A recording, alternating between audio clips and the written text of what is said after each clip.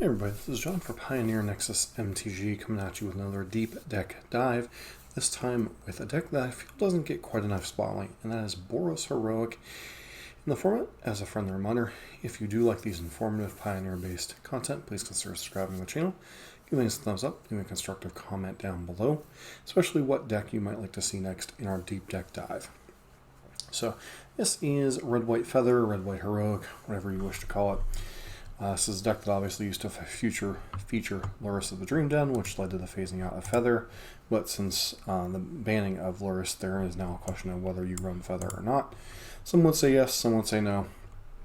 It's a nice mid-game threat that threatens to overwhelm the opponent with recurring spells.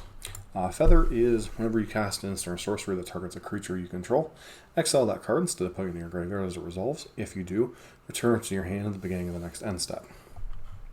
The rest of your deck is a bunch of creatures that try to take advantage of either casting spells, targeting them, or cards that cast your spells from the graveyard.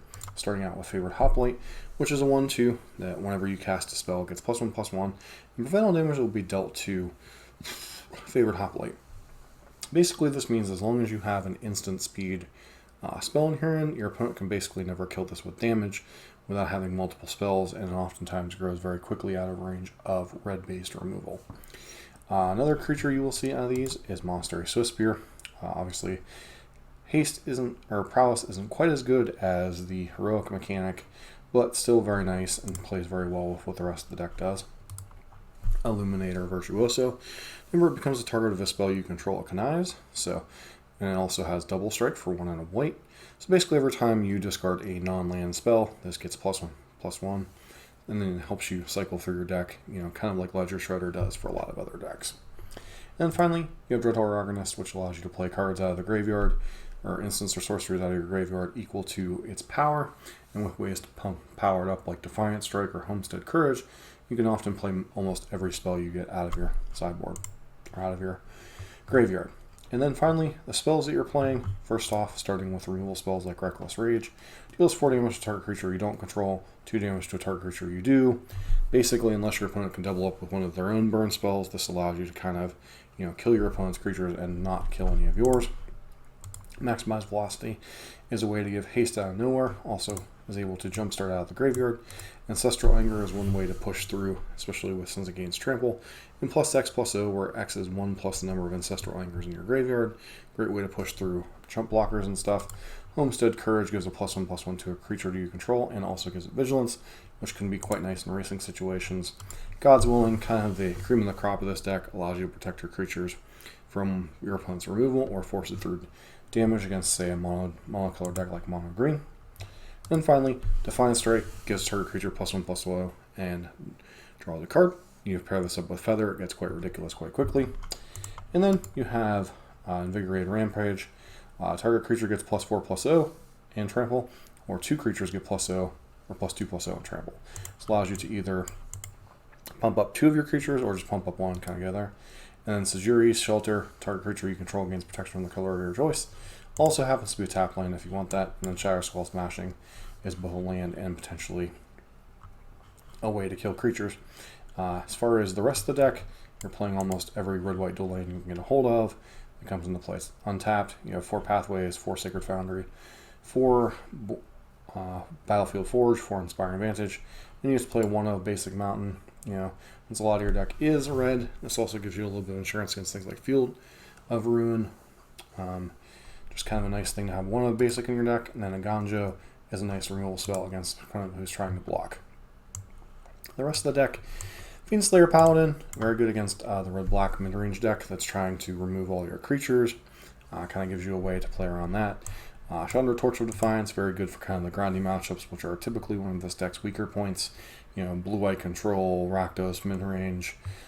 Decks like 5-color Niv can be problematic, although 5-color Niv isn't quite as efficient. So Ordain obviously taxes your opponent's spells to cost more than 3, or this is a good way to protect your creature against burn spells and stuff, making your opponent, like a mono-red opponent, very, very sad.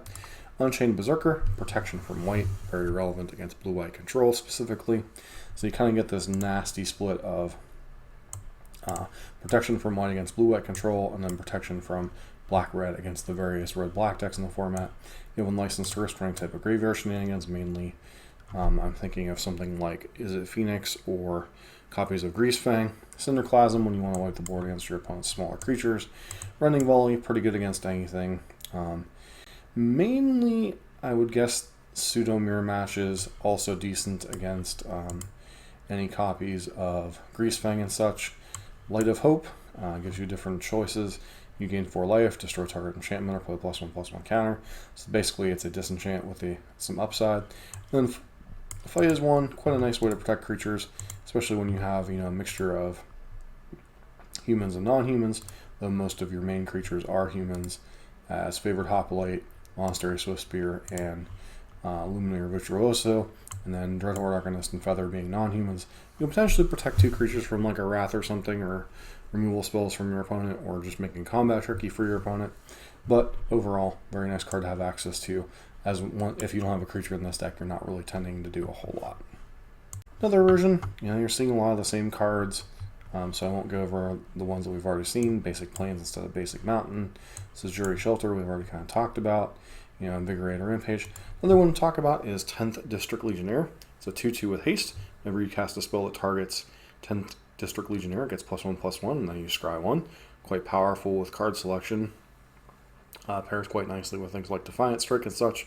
Potentially God's Willing in your upkeep, you get to scry 2, etc. So, very powerful card overall. Turns all of your things targeting it in the card selection. It's quite nice to pair with your other creatures. Still, only... you also one copy of Soulscar Mage, which is another Prowess creature. It's a little bit weaker than Monster Swiftspear in terms of raw damage, but does have relevant text in terms of turning your damage spells into -1/-1 counters instead of damage. You can shrink your opponent's creatures over time.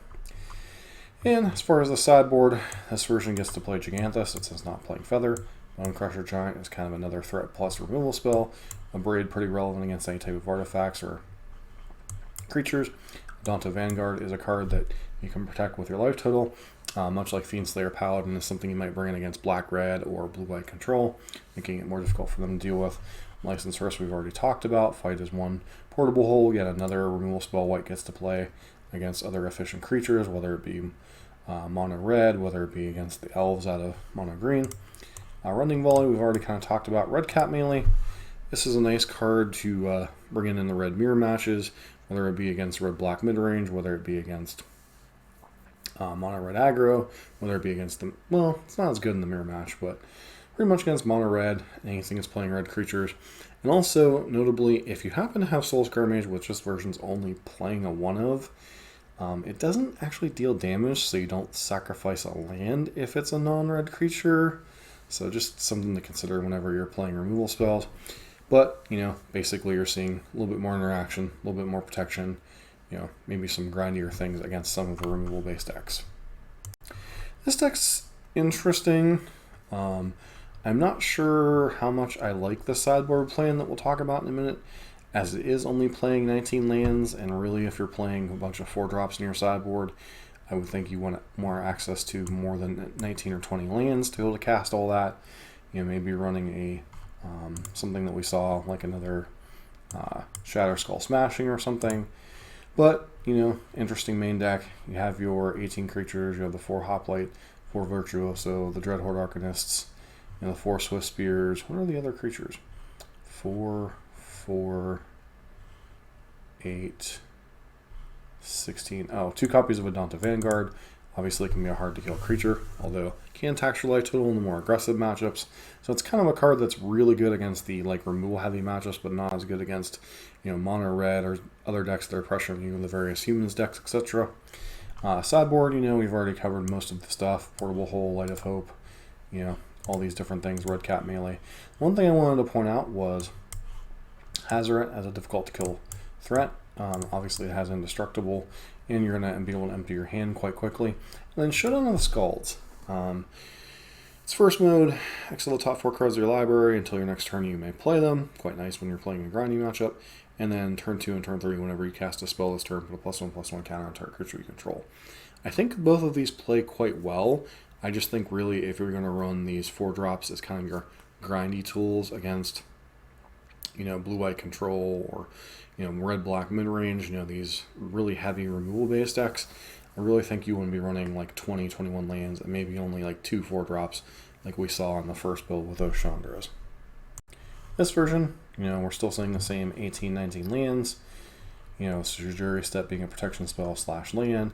We're still running the 4 Virtuoso, the 4 Dreadhorde Arcanist, the 4 Hoplite and Swiftspear as your primary threats. And then obviously this one's running one copy of Soulscar Mage. And what is the other creature that it is running? Because you have the 4 or 3 or 7, 10th District Legionnaire. So as you're seeing in these lists, there's like a lot of like flex spots. Spikefield Hazard's both another land as well as Jury Step giving us 19 lands, but also another removal spell, which is quite nice. And then the sideboard, you're kind of seeing Feather as kind of your grindy package. You're seeing Fiendslayer Paladin against the black-red decks, Alpine Moon against Lotus Field, or basically against Lotus Field. It's about the only relevant land in the format. 2 copies of Red Cap Melee and Running Volley. Palatable Hull and Fight is one. Basically, you're seeing a lot of these same decks. You're seeing the same core of, Swiftspear, Favorite Hoplite, Virtuoso, Dreadhorde Arcanist, and then your threats around them, whether they be Feather, Adonto Vanguard, 10th District Legionnaire. Those are the threats you're kind of seeing in the main deck. Sideboard, you're seeing protection creatures, some type of grindy element, whether it be a Feather, a Planeswalker, a Showdown of Skald, a Hazoret, basically a difficult kill the creature that gives you a little bit of advantage as it goes over the things. And you're seeing these like 2 and 3 drop creatures that have protection from various different things. This deck is it's an A+B kind of combo synergy deck. It's not exactly a combo, but generally you need to have a good mix of threats, a good mix of your, pump spells, and a good mix of your protection spells. Anything that can disrupt that flow, whether you have too many creatures, not enough pump, or you have like one creature and your opponent removes it, and then you're sitting there with a pain of a bunch of stuff that doesn't do anything.